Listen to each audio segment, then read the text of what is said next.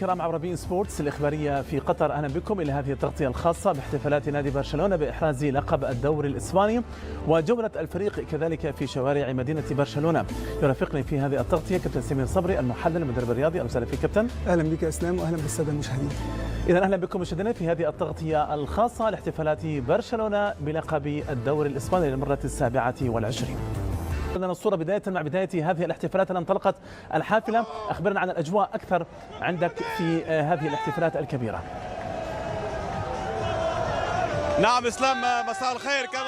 كما تشاهد الجماهير هنا سعيدة جدا، وهنا الفريق الأول تشاهده في هذه اللحظات مع تشافي، مع كل المدربين، مع كل اللاعبين.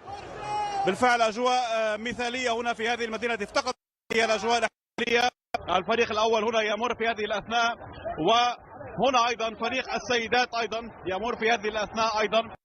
فريق سبق له أن أحرز الدوري في هذا الموسم كما فعل في الموسم الماضي، لذلك الاحتفالات هي كبيرة جدا في هذا الموسم بالنسبة لبرشلونة مع فريق الرجال وفريق السيدات. فرحة كبيرة.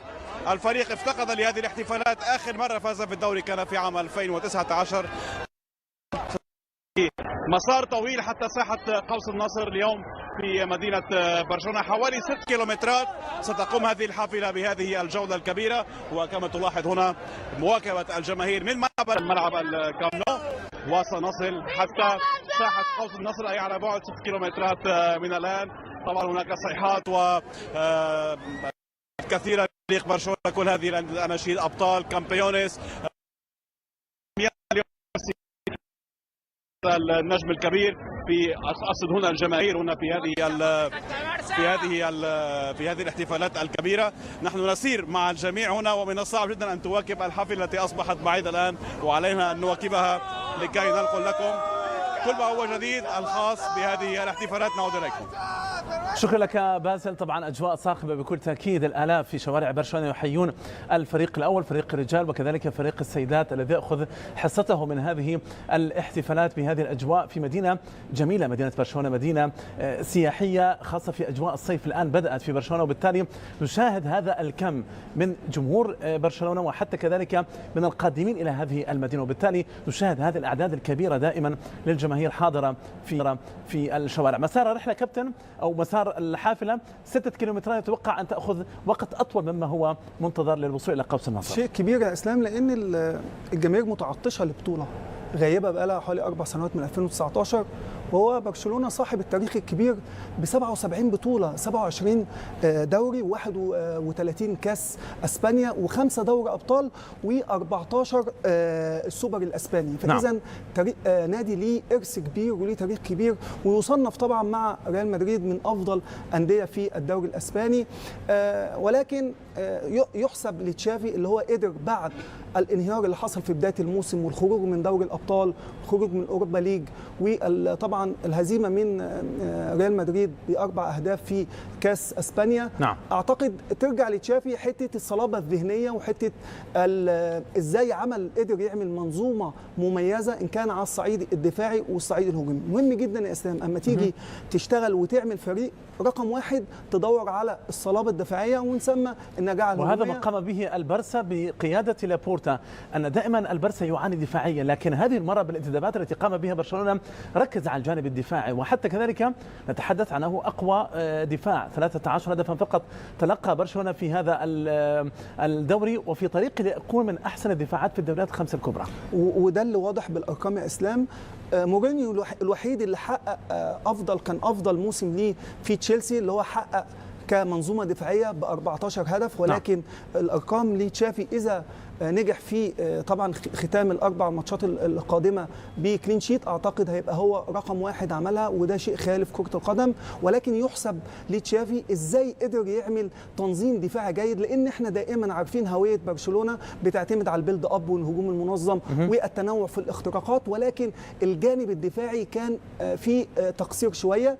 وشفنا حتى على سبيل المثال بيب جوارديولا اما حسن المنظومه الدفاعيه مع مان سيتي، اعتقد الفريق مشي بشكل مميز، ولكن يحسب لتشافي ازاي بيقدر يعمل بلوكات، ازاي بيقسم المباراه، ازاي بيعمل ضغط عالي. والضغط العالي عامه يا اسلام ليه شروط، يبقى عندك قلبي دفاع يمتلكوا السرعه العاليه، وده طبعا اروخو، كريستنسن، لعيبه مميزه على اعلى مستوى. الاتيان بكوندي في الجهه اليمنى، ودي كانت مشاكل هذه فرحه تشافي. طبعا نتحدث كابتن سمير، نتحدث عن تشافي انه خامس بطل دوري في تاريخ برشلونه كلاعب ومدرب بعد جوزيب سامتيه، بعد يوهاني كرويف وغوارديولا وكذلك لويس انريكي. فرحه اللاعبين كبيره بكل تاكيد على متن هذه الحافله. نشاهد يعني ان هذه الحافله تسير ببطء، وبالتالي ستاخذ وقت اطول للوصول الى النقطه النهائيه المفترض لهذه الرحله. هو كرنفال تنطلق في وجود الاف الانصار كابتن. اكيد كرنفال كبير، وطبعا وهذا هو فريق السيدات طبعا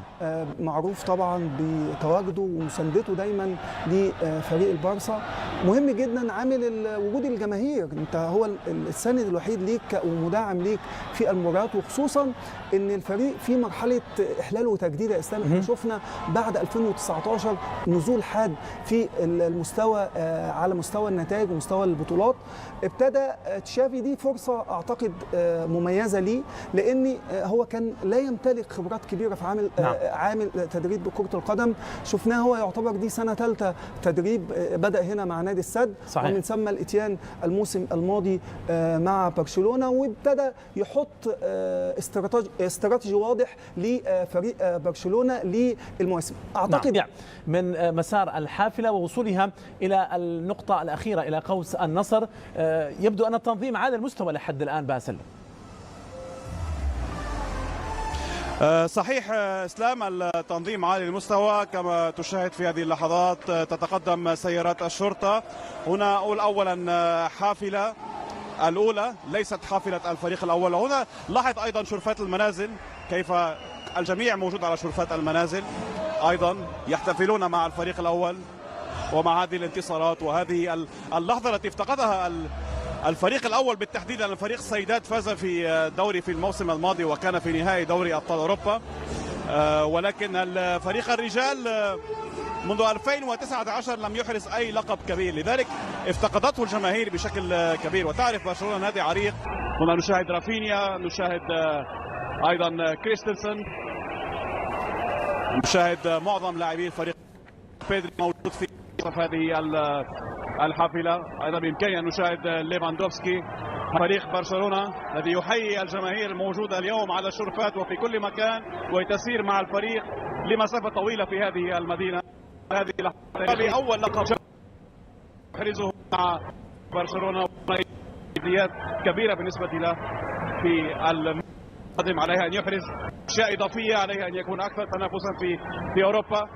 ربما حديث عن فران توريس او حتى رافينيا. لكن اذا لاعب يريد ان يبقى الان، كيف يريد ان يخرج من الفريق كما حصل مع فرانكي ديونغ في فترات سابقه؟ صعب، هيبقى صعب، هيؤثر على بالراتب العالي الذي كانت تقاضاه، هيأثر على السكواد بشكل كبير. هو التحدي بفتره الادخالات الصيفيه كابتن للبرسا ستكون كبيره جدا، خاصه في ظل الضائقه الماليه وما يعانيه البرسا، وفي ظل الخطه التي ستقدمها وتوافق عليها رابطه الليغا ام لا توافق. انا اتمنى يبقى في تدعيم قوي، ويبقى في بلان. انت حاطط، بص يا اسلام، مهم جدا ما تعتمدش على بلان واحد، مهم جدا في عندك 3 اختيارات. انا ما نجحتش في المنظومه توافق على النواحي الماليه، ايه البدايل؟ هل هيطلع من قطاع الفئات السنيه عندك ويبتدي يبقى في اكتشافات تاني زي بيدري وزي جافي؟ هل ادور على لعيبه في الدوري البرتغالي ابتدي اجيبهم باسعار اقل ويبتدوا يتطوروا عندك مع تشافي، ويبتدي اسعارهم تزيد بعد كده، ويتم عمليه البيع اللي انت تقدر يا اسلام. مهم جدا كره القدم تبقى هي صناعه، مهم جدا تقدر تستثمر في لعيبه كره القدم، يبقى انت تقدر تبيع 2 3 لعيبه، ولكن بال3 لعيبه دول اقدر بثمنهم اقدر اجيب لعيبه يقدر الفريق يمشي ويمشي لبعيد. 16 كابتن، انا اشوف يا اسلام اي هدف مهم جدا يتواجد الاليات بتاعته.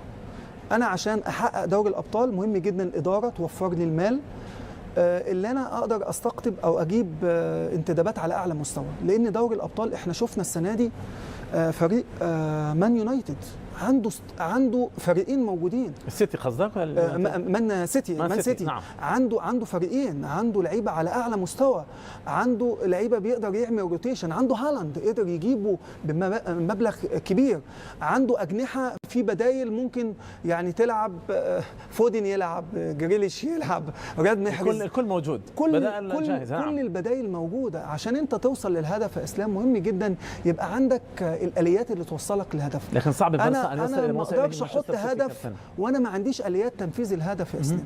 مهم جدا يبقى عندي عناصر مميزه، يبقى عندي مدير فني معاه كمان استاف بيقدر يعمل شغل انديفيدوال كتير، وده موجود. يعني تشافي من وجهه نظر هيبقى مدرب ليه اسم كبير، ولكن محتاج امكانيات. بيب جوارديولا محتاج معاونه كذلك يا كابتن واستشارات. نتحدث عن مغادره أليماني ربما تضر بالفريق بشكل كبير جدا. الحديث عن ربما قد يكون ديكو هو القادم، وبالتالي هناك تحديات كبيره جدا قادمه للفريق.